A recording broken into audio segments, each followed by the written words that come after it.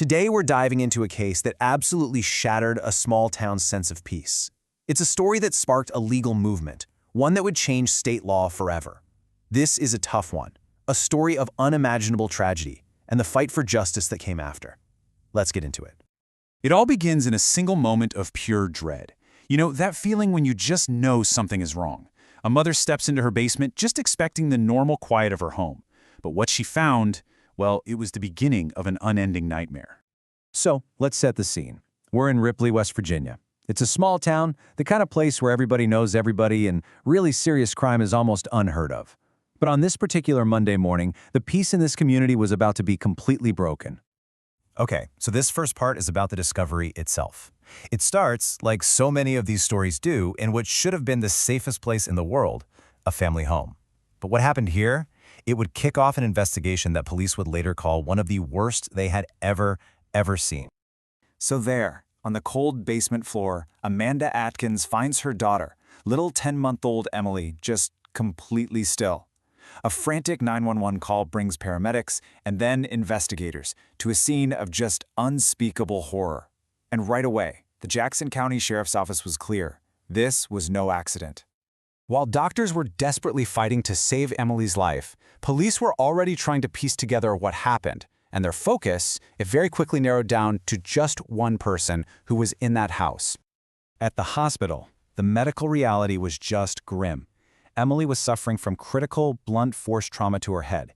It was so severe it caused her brain to swell catastrophically.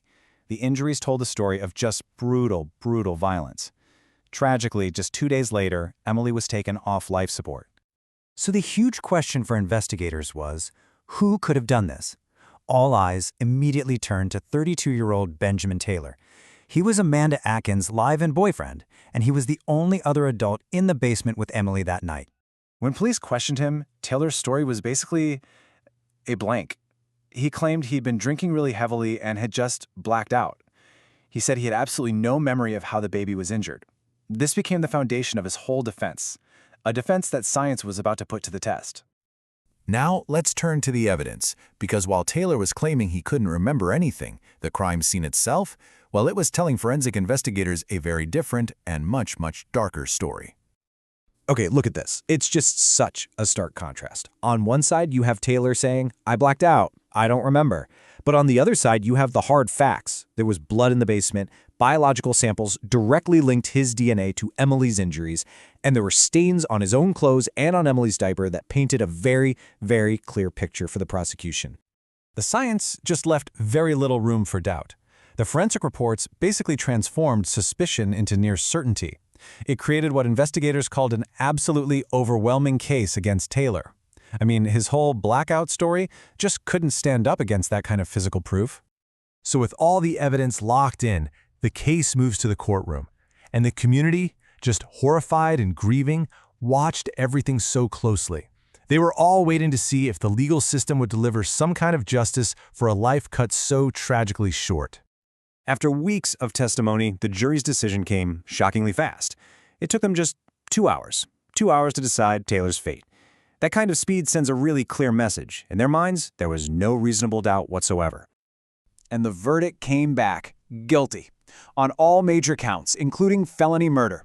For Emily's family, you can only imagine it was a moment of profound relief mixed with this grief that just never goes away. Justice had been served, but it couldn't bring their baby back. The judge handed down the absolute maximum sentence possible, life in prison with no chance of parole. And then on top of that, he added decades more for the other charges, ordering them to be served consecutively, basically ensuring Benjamin Taylor would never, ever leave prison. But the story doesn't end there. For the community, justice meant more than just putting one man in prison. It meant making sure that Emily's tragedy would lead to real, meaningful change, and hopefully protect other children. And this is where we get to Emily's Law. Spurred on by public outrage, lawmakers took a hard look at the existing laws and realized they just weren't severe enough. So this new law literally doubled the potential prison sentence for anyone convicted of child abuse that results in death. It created a much stronger deterrent. And this wasn't some drawn-out political battle. You can see here it passed with overwhelming support and was quickly signed into law by the governor. Emily's short life became this incredible catalyst for a legal legacy, transforming that profound grief into direct, concrete action. So in the end, a man is behind bars for life, and a law now bears Emily's name. But it leaves us all with this really heavy question, doesn't it? Can any sentence or any law truly measure up to the loss of a child? The legal system provided a form of finality, sure, but the story of Emily really forces us to think about the limits of justice when you're faced with something so absolute and so irreversible.